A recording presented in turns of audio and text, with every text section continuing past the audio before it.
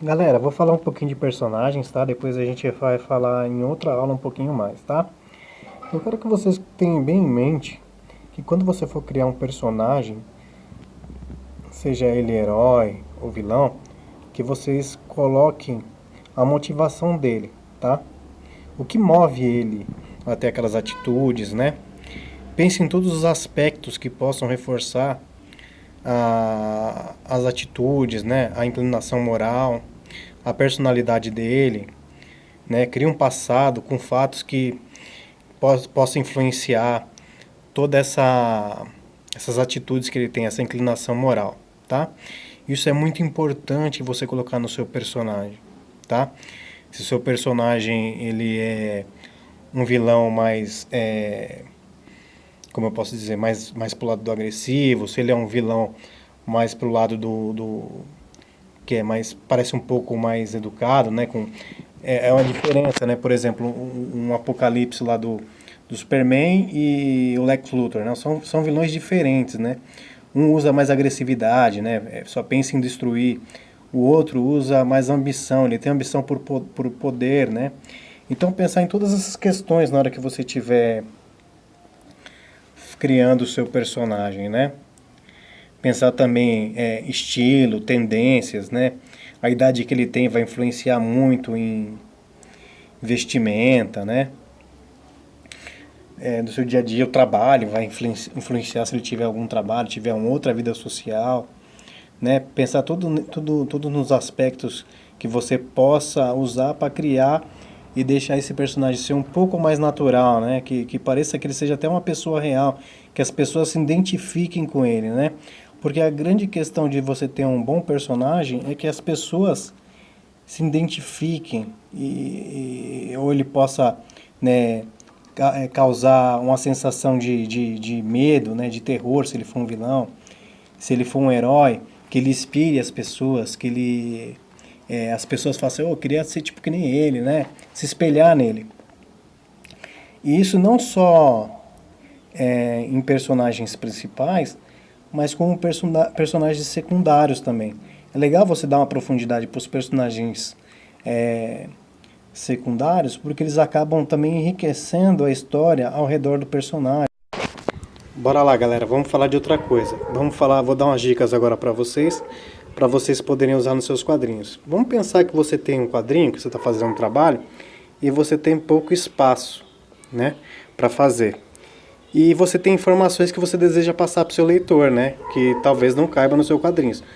Um jeito de você fazer e estar resumindo isso é você usar às vezes uns recordatórios para contar, falar sobre localização, sobre o personagem ou coisas que já aconteceram. Isso vai ajudar o leitor a entender melhor a sua história e você também passar aquela informação que você gostaria de passar, que infelizmente você não vai ter tanto tempo assim para desenhar, tanto espaço para desenhar, né?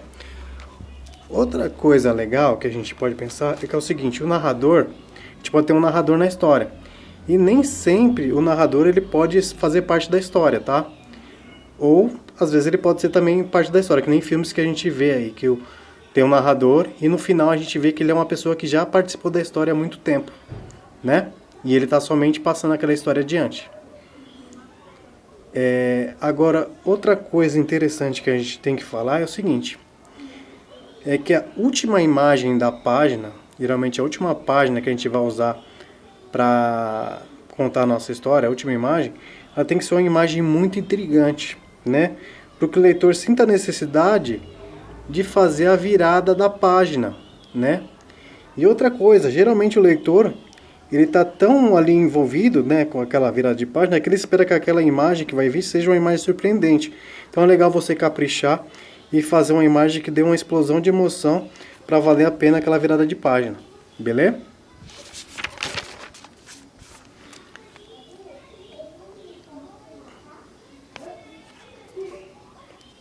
Agora eu vou falar com vocês sobre outra coisa bacana que se chama decupagem, tá? É quando a gente tá com a história na mão, né, o roteiro ali, tá tudo certinho escrito pra gente, e às vezes a gente pode até sentir vontade de fazer uma alteração ali no roteiro, né? O artista tem às vezes essa liberdade para mexer no roteiro para contar melhor aquela história com o desenho dele, né? Então o que que você vai fazer? Você vai dividir a história em 3 partes, né? Que é o início, o meio e o fim. Tá? No início você tem que se preocupar de dar os créditos ali pros artistas, apresentar os personagens, iniciar a sua trama, tá bom? Então a preocupação é essa de início.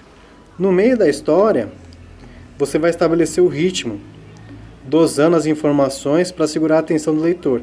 Se preocupe em deixar sempre um suspense no último quadro, como a gente falou ali para garantir a virada de página. A gente já tinha falado sobre isso anteriormente, né? Então a gente tem que pensar nessa parte também. Outra coisa que a gente vai ter ali é o fim da história, a parte final, né? No final, a gente vai se preocupar em pôr ali a derradeira batalha, a solução dos problemas, né?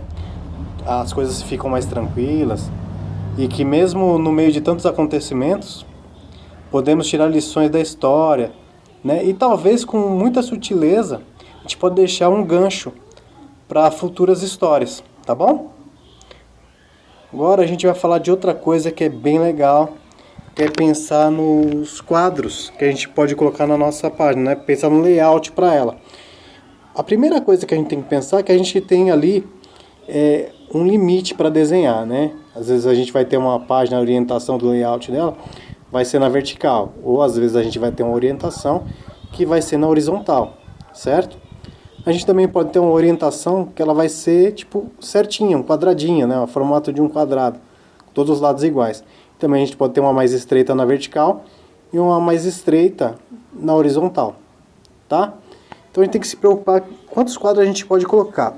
Isso vai depender de cada artista, tá? Da criatividade na hora de contar a história, tá? E a gente tem que se preocupar que é o seguinte, o espaço que a gente tem já tem limite. Então a gente tem que lembrar que ali a gente vai usar palavras e imagens para contar a nossa história. Então a gente tem que usar com moderação esse espaço aí, beleza? Então eu vou fazer aqui uma pré-estrutura só para a gente entender.